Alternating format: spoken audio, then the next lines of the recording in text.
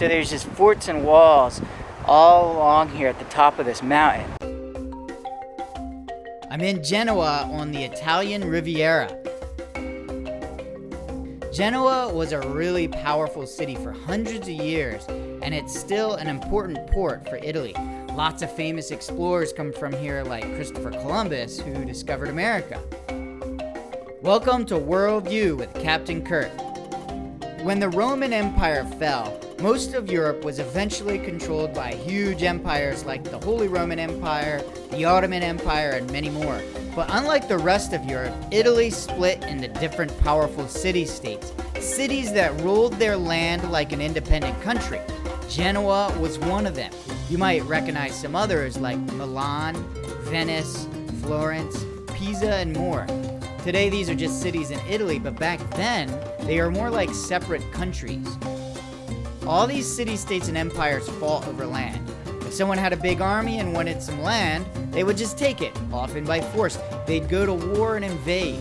Cities needed to build defenses to protect themselves from armies that wanted to take the city. Genoa is lucky to have a natural ridge that surrounds the city in its circular bay. It was the perfect place to build defensive structures. Throughout the Middle Ages and beyond, they built a network of forts and walls that helped keep out invading armies.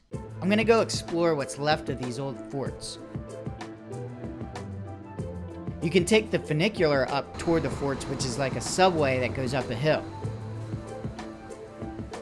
I'm walking along the walls that surround Genoa here. Walls stretch for hundreds of meters in that direction, and I can see more turrets that way. I found what appears to be sort of the entrance. There's what looks like a restaurant or something. I found Fort Sperone. I want to try to get closer.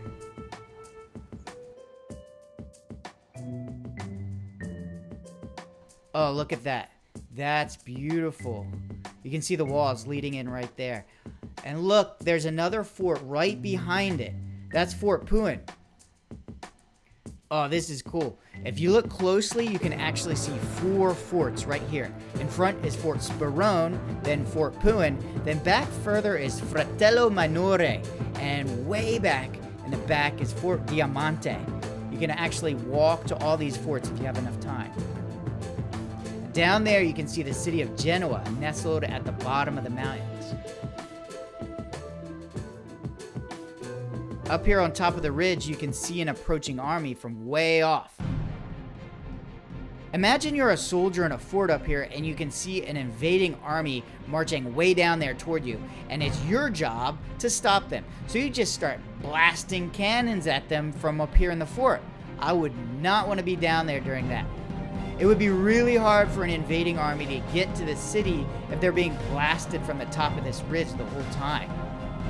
The forts were built with really thick walls, so if a cannonball or other big artillery shell or whatever hit them from below, it wouldn't collapse. The forts protected the soldiers and the guns as they fired down on any invading armies below.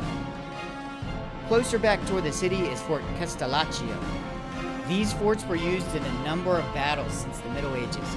They were even used during World War II to mount anti-aircraft artillery and to house troops and supplies.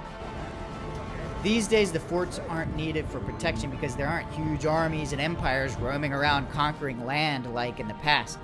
Which means now you can come up here and go for a nice hike and see some nice views and explore some old forts. In the next episode, I'm going to go explore Bergamo outside of Milan that has some even bigger walls built by Genoa's arch rival, the city-state of Venice. I'm Captain Kurt. I'll see you there. Thanks to Allianz Travel for sponsoring this video.